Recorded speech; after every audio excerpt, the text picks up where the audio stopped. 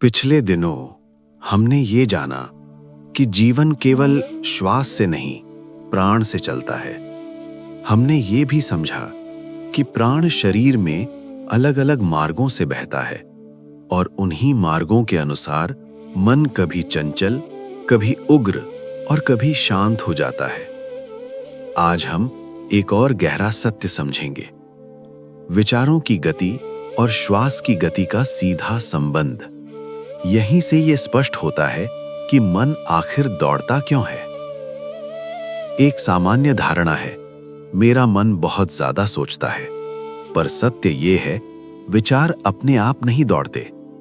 विचारों को ऊर्जा देने वाला कोई और तत्व है, और वो तत्व है श्वास की गति। जब श्वास तेज होती है, विचार तेज हो जाते हैं।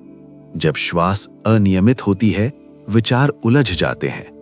और जब श्वास शांत होती है, तो विचार स्वयं धीमे पड़ जाते हैं। मन श्वास का अनुकरण करता है। अपने जीवन को देखिए। जब आप जल्दी में होते हैं, श्वास तेज। जब डर लगता है, श्वास उथली। जब क्रोध आता है, श्वास गरम। इन सभी अवस्थाओं में एक बात समान है, विचारों की भीड़। इसलिए क्रिया योग कहता है, मन को शांत करने के लिए विचारों से मत उलझो, श्वास की गति को पहचानो। अब इसके विपरीत स्थिति को देखिए। गहरी नींद में श्वास बहुत धीमी, ध्यान के क्षणों में श्वास सहज, प्रकृति के बीच बैठकर श्वास स्वतः लय में। इन सभी में विचार या तो बहुत कम होते हैं या बिल्कुल नहीं होते। इसका अर्थ स्पष्ट है, श्वास धीमी होती है तो चेतना प्रकट होती है। क्रिया योग यहां कोई आदेश नहीं देता। ये नहीं कहता कि श्वास को जबरदस्ती धीमा करो। क्रिया योग कहता है, पहले पहचानो। पहचान कि अभी श्वास कैसी है। जब पहचान आती है तो श्वास अपने आप संतुलन खोजती है, और यही संतुलन विचारों को शांत करता है। एक बात बहुत जरूरी है, विचारों को रोकना क्रिया योग का लक्ष्य नहीं है। विचारों को ढीला करना क्रिया योग का मार्ग है। जैसे बहता हुआ जल धीरे धीरे शांत झील बन जाता है, विचार भी वैसे ही श्वास के संतुलन से शांत होने लगते हैं।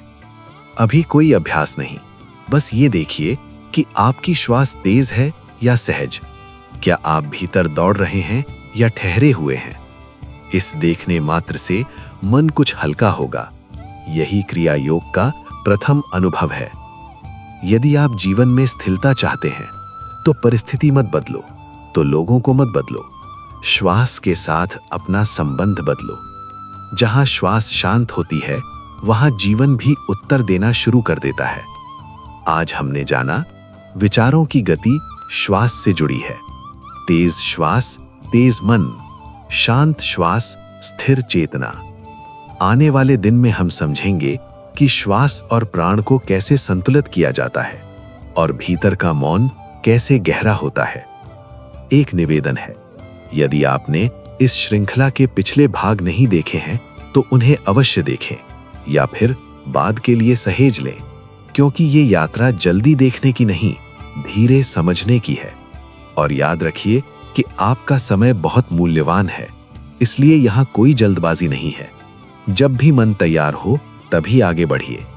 यदि ये श्रृंखला आपको भीतर की ओर ले जा रही है, तो इस चैनल से जुड़े रहिए, क्योंकि जो श्वास को समझने लगता है, वो जीवन को समझने लगता है।